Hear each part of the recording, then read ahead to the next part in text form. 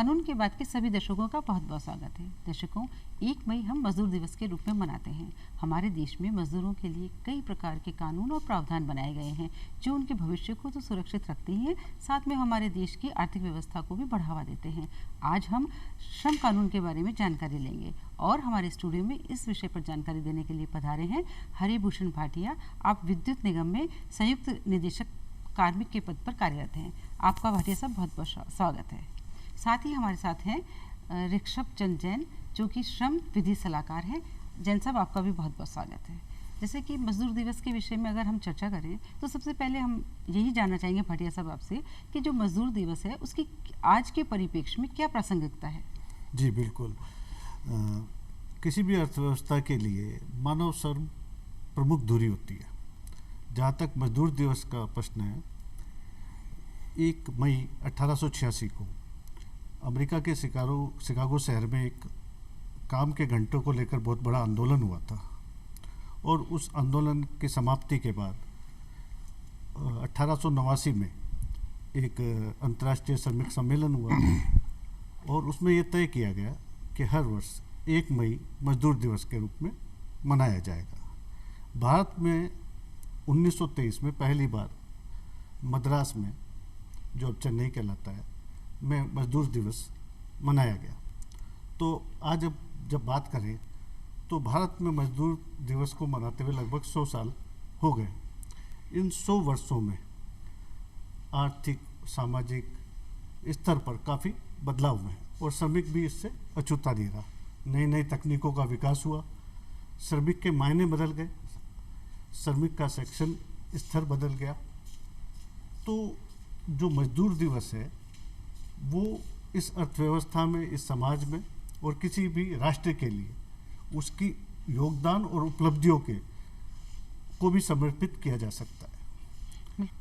जैसे आपने बताया कि जो मजदूर दिवस का उद्देश्य ये है कि उनके हित और कल्याण के लिए जो है इसको बढ़ावा दिया जाए और जो भी आज के समय के अनुसार परिवर्तन हो रहा है तो उस परिवर्तन के अनुसार उनको और भी अधिक जो भी फायदा मिलना चाहिए या जो भी उनके कल्याण के लिए कुछ भी हो सकता है उसको मुख्य उद्देश्य माना गया है ताकि समय समय पर बदलाव का उनको फायदा मिल सके। जैसे आप जैसे कि अब बताया भाटिया साहब ने कि उनके कल्याण और हित के लिए जो है मजदूर दिवस का है, तो अब जो कानून बने हैं और जो प्रावधान है वो हमारे श्रमिकों के हित और कल्याण में किस तरह से उनको ध्यान में रख के बनाए गए हैं, ये बताइए आप। भारत सरकार ने और राजस्थान सरकार ने मजदूरों के हित के लिए, उनकी समस्याओं के निराकरण के लिए बहुत से कानून बना रखे हैं। उनमें से कई कानून तो ऐसे हैं जो स्वतंत्रता के पहले से बने हुए हैं, कई कानून ऐसे हैं जो स्वतंत्रता के बाद बनाए गए हैं। इस समय भारत सरकार द्वारा लगभग 35 श्रम कानून बनाए हुए हैं जिनको अभी 2020 में केंद्र सरकार ने कोडिफाइड करके 4 कोड में बदल दिया है। उसमें जो पहला कोड है वो वेज से रिलेटेड है, वेज कोड 2020, जिसमें वेतन भुगतान अधिनियम, न्यूनतम मजदूरी भुगतान अधिनियम, equal remuneration act, payment of wages act, इन सब को जोड़ा गया है। दूसरे तरह के कानून है वो जो सबसे महत्वपूर्ण कानून मान सकते हैं, वो वर्कर्स को किस तरह से सोशल सिक्योरिटी दी जाए। इन कानूनों में पेमेंट ऑफ ग्रेच्युटी एक्ट है, पेमेंट ऑफ बोनस एक्ट है और दूसरे इस तरह के कई सिक्योरिटी, वर्कमैन कंपनसेशन एक्ट है, अपने जिसको कहना चाहिए श्रमिकों को जो ESI है, प्रोविडेंट फंड है, इनसे जो रिलेटेड कानून है सोशल सिक्योरिटी के लिए। और अभी एक नया कानून केंद्र सरकार ने बनाया है जो विशेषतः बिल्डिंग कंस्ट्रक्शन वर्कर्स के लिए करके है, क्योंकि ये असंगठित क्षेत्र में काम करने वाले मजदूर है जो उनको लाभ देने के लिए, विशेषतः उसमें महिलाओं को लाभ देने के, बालिकाओं को लाभ देने के लिए विशेष प्रावधान किए गए हैं। जिसमें सबसे महत्वपूर्ण ये है कि जो किसी भी भवन निर्माण श्रमिक की 2 बेटियों को, पहले ये प्रावधान था कि शादी के समय 51,000 रुपये दिए जाएंगे, अब वो 2 बेटियों को 18 साल की उम्र होते ही वो लाभ दिया जाता है। इसके अतिरिक्त उनके एजुकेशन के लिए 5वीं तक छोड़ करके 6ठी क्लास से लेकर के हायर एजुकेशन तक 8,000 से लेकर 50,000 तक शिक्षा के लिए सहायता दी जाती है। उनके मेडिकल ट्रीटमेंट के लिए पैसा दिया जाता है, नेचुरल डेथ हो या एक्सीडेंटल डेथ हो उसके लिए भी उनको पैसा दिया जाता है। इस तरह से कई ऐसे कानून हैं। इसके अलावा सेफ्टी को लेकर के बहुत सारे कानून बने हुए हैं। लगभग ये 35 कानून है जिनको आज केंद्र सरकार ने और राजस्थान सरकार ने एक अलग से कानून बना रखा है जो दुकान और वाणिज्यिक संस्थान जो हैं उनमें काम करने वाले मजदूरों की सर्विस कंडीशंस को तय करता है। इसी तरह उनकी नौकरी में आने वाले विवादों को तय करता है। और हमारे यहाँ एक जो सबसे महत्वपूर्ण जो औद्योगिक विवादों को निपटाने के लिए कानून बना हुआ है वो औद्योगिक विवाद अधिनियम है। उन श्रमिकों के संगठन बनाने के लिए ट्रेड यूनियन एक्ट बना हुआ है। इसी तरह उनकी सर्विस कंडीशंस के लिए मॉडल स्टैंडिंग ऑर्डर एक्ट बना हुआ है। तो इस तरह से लगभग 35 कानून केंद्र सरकार ने अब तक और राजस्थान सरकार ने बना रखे हैं जो श्रमिकों की समस्याओं के समाधान के लिए और उनके हित के लिए बने हुए हैं। बिल्कुल, जैसे आप बताया कि इतने सारे कानून जो है उन्होंने हित और कल्याण के लिए श्रमिकों के बनाए हुए हैं। तो भाटिया साहब, जैसे इसको अगर हम आगे बढ़ाएं कि भाई ये तो कानून उन्होंने बनाए तो उनको और अधिक सशक्त बनाया जाए। जैसे ये तो वो कानून है जो शुरू से चल रहे हैं, थोड़ा थोड़ा बदला हुआ, लेकिन आज की अगर स्थिति को देखें तो अब आज वर्तमान में क्या ऐसी चीज़ें हैं जो इसमें जोड़कर और हमारे श्रमिक भाइयों को अधिक सशक्त बनाती हैं, उसके बारे में जानकारी दीजिए। जी बिल्कुल। अभी जैसा आप जानते हैं कि पिछले वर्ष लोकसभा में और राज्यसभा में 2020 में 19 में नए लेबर कोड पारित हुए। हालांकि अभी कुछ राज्यों में वो लागू हुए हैं, कुछ राज्यों में वो किसी भी राज्य में लागू नहीं हुए, अभी तक लागू नहीं किए उसको, प्रक्रियाधीन है। हाँ, प्रक्रिया के अंदर चल रहे हैं, बताइए आगे। जी, अब जैसा कि मैंने आपको पहले कहा था कि श्रमिक की परिभाषा दिनों दिन चेंज हो रही है। आज जो कानून मूल रूप से बने हुए थे वो मैन्युफैक्चरिंग या उद्योगों को ध्यान में रखकर बने गए थे। उसमें श्रमिक फैक्ट्री में काम कर रहा है उसको लेकर, आज सर्विस इंडस्ट्रीज का पूरा विस्तार हो गया है। एक वर्कर प्लेटफॉर्म आ गए हैं, जैसे आप लोग राइड लेते हैं, खाना मंगवाते हैं जिन लोगों से, आप बाइक चलवाते हैं जिन लोगों से, आपका मेडिकल सैंपल लेने वाले घर आ रहे हैं, होम डिलीवरी की जो एक कंसेप्ट चल हुआ है, इसमें एक बहुत बड़ा वर्कर ग्रुप लगा हुआ है। उसी तरह अगर आप देखेंगे कि अगर पहले जैसे आप सीधे थिएटर वर्कर्स होते थे सिर्फ, अब आजकल सीरियल बन रहे हैं, यूट्यूब चैनल बन रहे हैं, तो उनमें भी वर्कर्स काम कर रहे हैं। इसी तरह आईटी के कारण वर्क फ्रॉम होम और उसकी कंसेप्ट भी आ रहा है। तो उन लोगों को श्रमिक कानून के दायरे में लाने के लिए उनमें बदलाव की ज़रूरत है।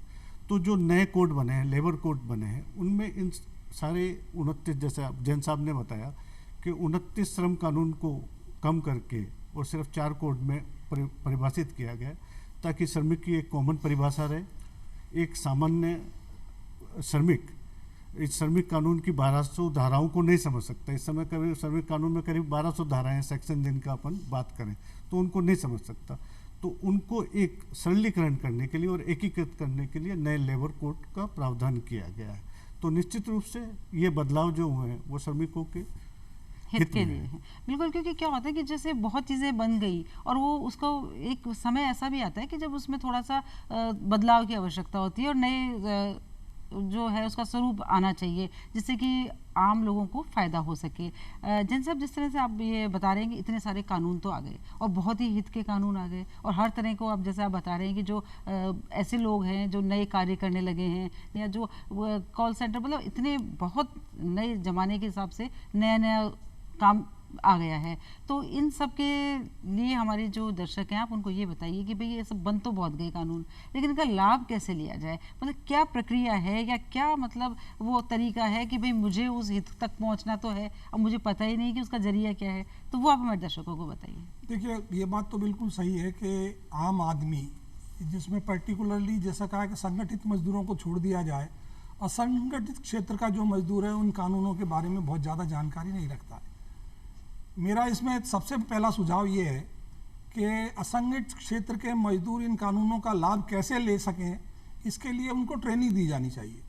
अब जैसे राजस्थान सरकार का श्रम विभाग कई जगह पर ट्रेनिंग कैंप्स भी आयोजित करता है, उनको बताता है कि आपके क्या क्या लाभ हैं और उनको आप कैसे प्राप्त कर सकते हैं। और उसके लिए फिर दूसरा तरीका ये है कि जो श्रम संगठन है उनकी भी ये नैतिक जिम्मेदारी है कि वो अपने संगठन के सदस्यों को, अनऑर्गेनाइज सेक्टर में भी आजकल बहुत श्रम संगठन काम करने लग गए, जिनके बारे में भाटिया साहब बता रहे थे। ऐसे क्षेत्रों में भी बहुत से लोग काम करने लग गए हैं और अनऑर्गेनाइज सेक्टर के लिए अलग से कानून भी बनाया गया है कि उनको कैसे लाभ दिया जाए। तो उसके लिए सबसे ज़्यादा ज़रूरत ये है कि उनको इस बात की जानकारी दी जानी चाहिए। अब जैसे ये बिल्डिंग कंस्ट्रक्शन वर्कर का जिसका मैंने उदाहरण दिया, अब उसके लिए कई संगठन भी बने हुए हैं, सरकारी स्तर पर भी ये प्रयास किए जाते हैं कि सरकार का श्रम विभाग जाकर के उनको ये जानकारी देता है कि उनको क्या लाभ, और उसका ये परिणाम है कि आज बहुत से मजदूर जो इन कानूनों के बारे में नहीं जानते थे वो इनका लाभ लेने के लिए, अभी राजस्थान में ही लाखों वर्कर्स इसमें रजिस्ट्रेशन हुआ है जो अनऑर्गेनाइज सेक्टर में काम करते हैं। अब पर्टिकुलरली जैसे अब होम वर्कर्स के लिए भी एक कानून बना हुआ है, लेकिन अभी उनको इस बात की जानकारी नहीं है कि उनको क्या क्या लाभ मिलने चाहिए। तो इसके लिए सबसे ज़्यादा ज़रूरत ये है कि चाहे ट्रेड यूनियंस हो, चाहे सरकार का श्रम विभाग हो, चाहे केंद्र सरकार का हो, चाहे राज्य सरकार का हो, वो एक मास लेवल पर इस बात की जानकारी दी जानी चाहिए कि उनको क्या क्या लाभ मिल सकते हैं और क्या लाभ नहीं मिल सकते। और इसलिए अब वो धीरे धीरे इसको डिसेंट्रलाइज भी कर रहे हैं, ग्राम सेवक स्तर पर भी इसकी जानकारी दी जाने लगी है, अपने वीडियो जो विलेज डेवलपमेंट ऑफिसर हैं उनके लेवल पर भी दी जाने लगी है, पंचायतों को भी कुछ काम सौंपा गया है, जो बीडीओज लेवल है उन पर भी कुछ काम सौंपा गया है। तो सबसे ज़्यादा ज़रूरत इस बात की है कि किसी तरीके से उन मजदूरों को इस बात की जानकारी दी जाए कि वो इन कानूनों का लाभ कैसे ले सकते हैं। लीगल मेथड अलग बात है, लेकिन उसका वो कानून उसके लिए लाभकारी है और वो इस लाभ को ले सकता है, इसकी जानकारी देना पहले बहुत हाँ, मतलब मेरे पास ये अधिकार है, मुझे पता ही नहीं है, तो पहले सबसे जरूरी तो है कि उसकी जानकारी दी जाए। बिल्कुल। तो जो संगठन है जिस तरह से आप बता रहे हो कि जो भी है या जिन पे भी जिम्मेदारी है वो अपनी जिम्मेदारी निभाए, और जो इसमें काम कर रहे हैं उनकी भी ये जिम्मेदारी है, मैं समझूंगी है कि वो भी जानकारी लें और पूछें कि भाई हमारे क्या क्या अधिकार हैं। जरूरी यही है बिल्कुल जरूरी है, बहुत आवश्यक है इस बात के लिए कि उन लोगों को इस बात की जानकारी होनी चाहिए, क्योंकि सरकार कानून तो बना देती है, लेकिन उसकी इम्प्लीमेंटेशन में जो दिक्कतें आती हैं उनका उनके पास कोई निराकरण नहीं है। और मैं जैसे आपको एक छोटा सा उदाहरण दूं, आज बिल्डिंग कंस्ट्रक्शन वर्कर को अपना रजिस्ट्रेशन कराना होता है, अब उसको डायरेक्ट रजिस्ट्रेशन की कोई सुविधा नहीं है, या तो वो किसी ठेकेदार के पास जाएगा कि साहब आप मेरे को सर्टिफिकेट दो कि मैं बिल्डिंग कंस्ट्रक्शन वर्कर हूँ तब मेरा रजिस्ट्रेशन होगा, या वो किसी एजेंसी के पास जाएगा, किसी यूनियन के पास जाएगा, और वो ई मित्र के माध्यम से करवाता है तो ई मित्र वाले उनको लूटते हैं। तो उसको ये जानकारी होनी चाहिए कि मुझे रजिस्ट्रेशन कराने की क्या प्रक्रिया है, उसके लिए मुझे कितना खर्च करना है, अनऑर्गेनाइज सेक्टर के वर्कर्स को क्या क्या लाभ है, उसके लिए उसको क्या क्या प्रक्रिया अपनानी चाहिए, इसकी जानकारी देना बहुत आवश्यक है। और उसके लिए सबसे ज़्यादा जिम्मेदारी सरकार की, श्रम विभाग की है, ट्रेड यूनियंस की है, और इनसे जुड़े हुए जो संगठन बने हुए हैं उनकी भी है। बिल्कुल, आपने बहुत अच्छी बात बताई कि जो श्रमिक होते हैं वो इतने पढ़े लिखे भी नहीं होते हैं और वो इतनी जानकारी कहीं से ले भी नहीं पाते हैं। जैसे आपने कहा कि वो श्रमिक अपना रजिस्ट्रेशन कहीं करा ही नहीं पाता और वो इधर उधर भटकता रहता है, और फिर वो जिनसे पूछता है वो उसको गलत सलत राय दे के और उससे पैसे टूम लेते हैं। तो ये जो प्रक्रिया है वो बहुत ही वाकई, मतलब सुविधाएँ सारी हैं, बस लेने का भाव की वजह से आदमी परेशान घूम रहा है। तो ये है। तो आप ये और इतना सा बताइए कि जो आपने बताया कि वो रजिस्ट्रेशन कहाँ करवा सकता है, कैसे करवा सकता है, उसके बारे में बताइए। अब मैंने बताया ना, अभी तो ये तरीका है कि आप अपना जिस सेक्टर में काम कर रहे हैं उस सेक्टर में काम, जो आपका एम्प्लॉयर है या जो उससे सर्टिफिकेट लें। कानून ये भी है कि लेबर डिपार्टमेंट का इंस्पेक्टर जाकर के उसको वेरीफाई भी कर लेगा तो भी हो सकता है, लेकिन अब श्रम विभाग के पास भी इतनी जिम्मेदारियां हैं कि वो इंस्पेक्टर बेचारा खुद दूसरे काम ही नहीं कर पाता।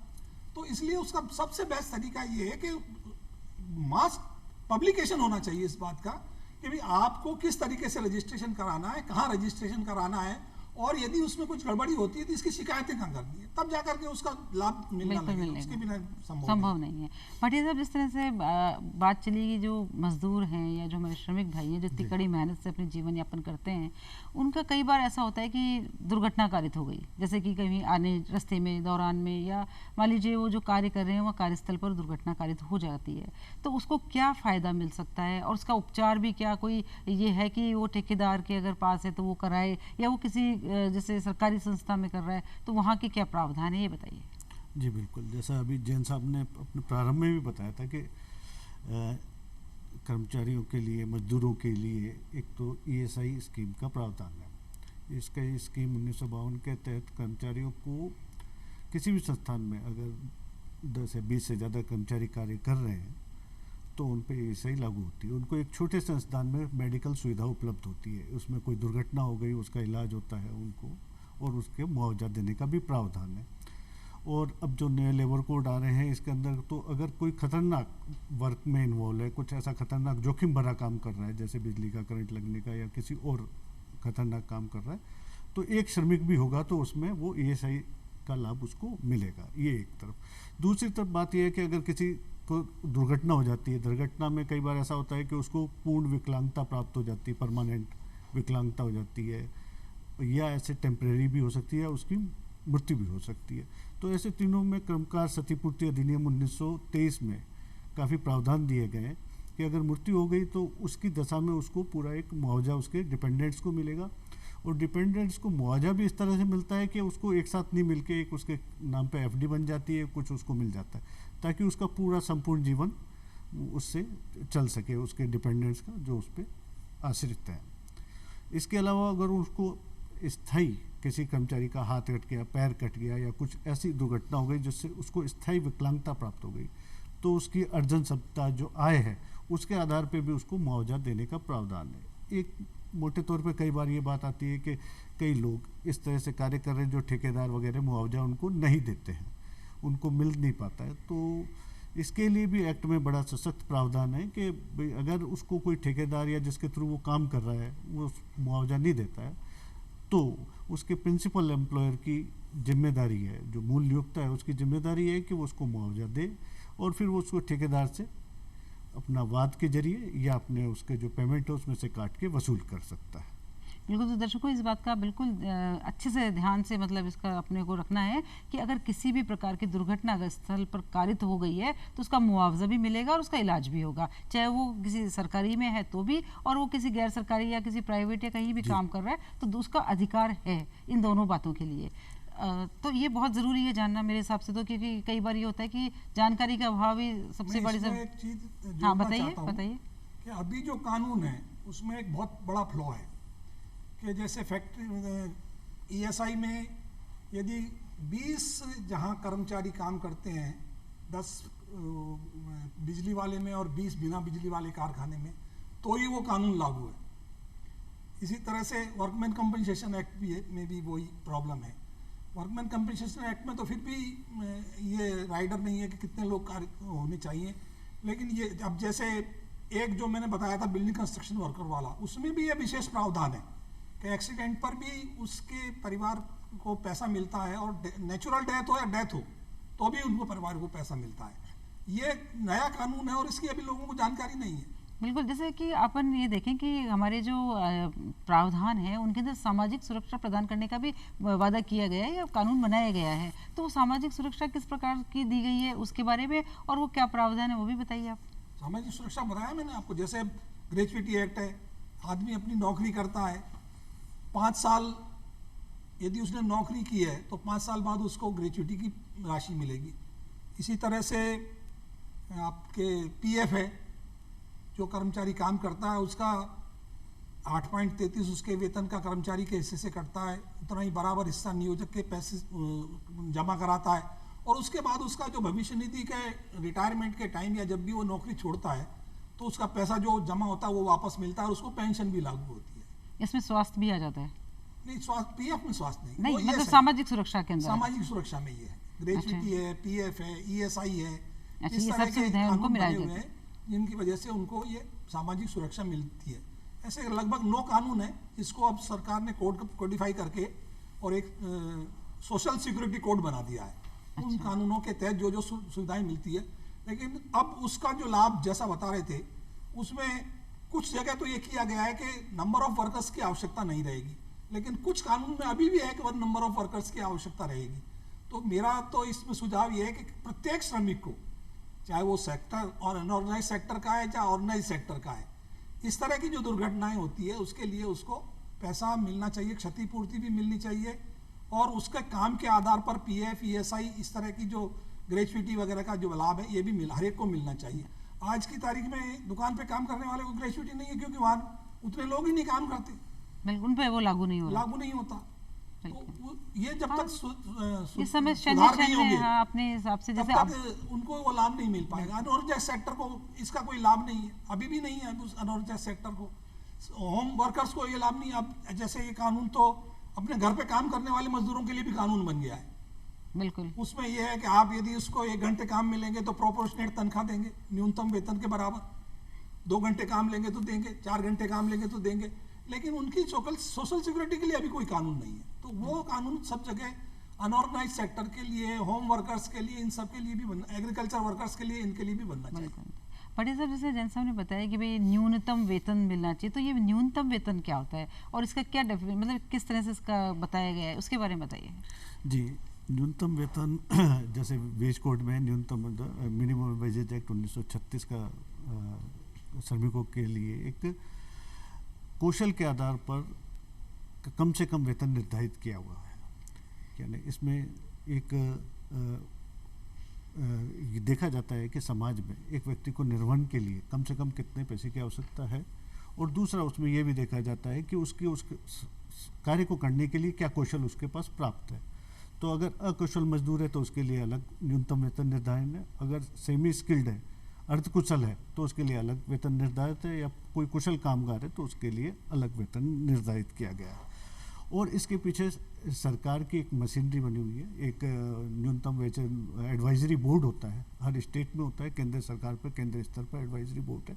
वो श्रमिक प्रतिनिधियों और जो दूसरे स्टेक होल्डर हैं, जो उद्योगपति हैं, संस्थान है गवर्नमेंट के, उनसे बात करके, उनसे सलाह मशवरा कर एक न्यूनतम वेतन निर्धारित करता है। और किसी भी संस्थान के लिए नियोक्ता के लिए जरूरी होता है कि वो उसको उससे कम वेतन ना दे, उसके लिए उसको एक राइडर है, प्रोटेक्शन है कि उसको कम से कम उतना वेतन पाने का अधिकारी है वो। अब इसमें समस्या क्या है? समस्या है कि न्यूनतम वेतन समय पे निर्धारित नहीं होता है, और अभी जो नया वेज बोर्ड हो रहा है उसमें कम से कम 5 साल में एक बार न्यूनतम वेतन निर्धारित करने का प्रावधान किया जा रहा है। तो चूंकि ये सीधा निर्वहन से जुड़ा हुआ है, एक व्यक्ति के, यानी अब सोशली वो अपने समाज में कैसे अस्तित्व को बरकरार रख सकता है, निर्वाह कर सकता है, उससे जुड़ा हुआ है। तो ये एक अधिकार के रूप में है और सबको उसका पालन करना जरूरी है। और मिनिमम वेजेज एक्ट में जो नियोक्ता संस्थान उसका पालन नहीं करते हैं तो उनको पेनल्टी क्लॉज भी है। बिल्कुल, ये तो बहुत अच्छी बात है कि भाई आप अगर उसका पालन नहीं करेंगे तो आप पे पेनल्टी लगेगी। इसके साथ ही हमारी महिलाओं के लिए भी कोई विशेष प्रावधान है तो वो भी बता दीजिए। जी, अब समाज में महिला एक आधी आबादी के रूप में देखा जाता है, और श्रम के रूप में भी एक महिलाओं का योगदान बहुत ज़्यादा है। 2001 में सर्वे हुआ था, तब ये माना जाता था कि करीब 25% महिला श्रमिक भागीदारी है, और 2021 आते आते ये भागीदारी हालांकि टोटलिटी में कम हुई है। ऐसा एक आंकड़े बताते हैं कि अभी 19% महिला श्रमिक करीब भागीदारी है। और महिला श्रमिक को लेकर जितने भी श्रम कानून बने हुए उनमें जहाँ जहाँ जरूरत है, आवश्यकता अनुसार उनके लिए विशेष प्रावधान किए हुए हैं। फैक्ट्री एक्ट में है, वर्तमान में फैक्ट्री एक्ट में कहा गया है कि ऐसे खतरनाक जो काम है उसमें महिलाओं को नियोजन नहीं किया जाता। रात्रि की पाली में यदि काम में लेना है तो अनुमति लेके किया जाएगा। और नए जो लेबर कोड आ रहे हैं उसमें रात्रि पाली में भी सुरक्षा के साथ उनको कार्य की अनुमति प्रावधान नियोक्ता को प्रावधान किया गया है। इसके अलावा महिलाओं का सबसे पहला ये होता है कि जब पहली बार कोई महिला काम करने आती है, किसी भी कार्यस्थल पे जाती है, तो उसमें काफ़ी झिझक होती है और महिलाओं में यानी लैंगिक उत्पीड़न की भी शिकायतें आती है। तो उसके प्रोटेक्शन के लिए भी 2013 में महिला लैंगिक उत्पीड़न जो प्रोटेक्शन के लिए कानून बनाया गया था। उसमें महिलाओं को कार्यस्थल पे सुरक्षा प्रदान करती है और कोई भी उनको शिकायत होती है तो एक इंटरनल इन हाउस कमेटी उसका उस समस्या को, शिकायत को जांचती परखती है। उसके अलावा महिलाओं को मैटरनिटी से संबंधित भी कुछ सुविधाएं दी गई है कि अगर कोई व्यक्ति यानी महिला अगर गर्भ धारण करती है तो उनको 26 सप्ताह का अवकाश का भी प्रावधान है। उसके अलावा कोई मिसकैरेज होता है तो उसके लिए भी आजकल अवकाश का प्रावधान है। किसी भी संस्थान में अगर 50 वर्कर कार्य करते हैं तो उनके लिए एक अलग से क्रेच की व्यवस्था होनी चाहिए। और सबसे बड़ी बात है कि जो समान पारिश्रमिक इक्वल रेम्युनरेशन एक्ट 1976 उसके तहत महिला और पुरुष के पारिश्रमिक में कोई भी अब जेंडर के आधार पर, लैंगिक आधार पर कोई भेदभाव नहीं किया जाएगा, उनको समान वेतन पाने का अधिकार है। तो इसलिए महिलाओं के सशक्तिकरण के लिए विशेष रूप से श्रमिक कानूनों में ऑलरेडी बहुत प्रावधान है। बिल्कुल, ये बहुत अच्छी बात है कि महिला बराबर का वेतन प्राप्त करती है, तो ये तो बहुत अच्छे कानून बने हुए हैं। मिनिमम वेजेस की बात थी, इसमें मैं एक बात जोड़ना चाहता हूँ। क्या एक्चुअल में मिनिमम वेज को अभी तक प्राइस इंडेक्स से नहीं जोड़ा हुआ है। एक पीरियोडिकल चेंज तो होता है, लेकिन जैसे हमारा राज्य कर्मचारियों का, आपका, सबका महंगाई भत्ता बढ़ता है, जब तक आप मिनिमम वेज को महंगाई भत्ते के साथ नहीं जोड़ेंगे तब तक उनको प्रॉपर रिलीफ नहीं मिलेगा। बिल्कुल। जो देखिए ये तो क्या है, जो नियम कानून है वो अच्छे हैं और बदलाव की जरूरत है और होती रहेगी, और ये तो एक सतत प्रक्रिया है, तो हम यही उम्मीद पहले करते हैं। राजस्थान सरकार ने एक कमेटी बनाई थी और उस कमेटी की एक यूनानिमस रिकमेंडेशन थी, जिसमें एम्प्लॉयर भी थे, वर्कर भी थे और गवर्नमेंट भी थी, और उन्होंने ये कहा था कि न्यूनतम वेतन को महंगाई भत्ते के साथ जोड़ दिया जाना चाहिए। बिल्कुल, ये ज़रूरी है, समय समय के साथ बदलाव की आवश्यकता है और हम उम्मीद रखते हैं कि वो बदलाव आते रहेंगे। आप दोनों हमारे प्रोग्राम में पधारे और हमें इतनी अच्छी जानकारी दी, उसके लिए आप दोनों का बहुत बहुत धन्यवाद। धन्यवाद आपका।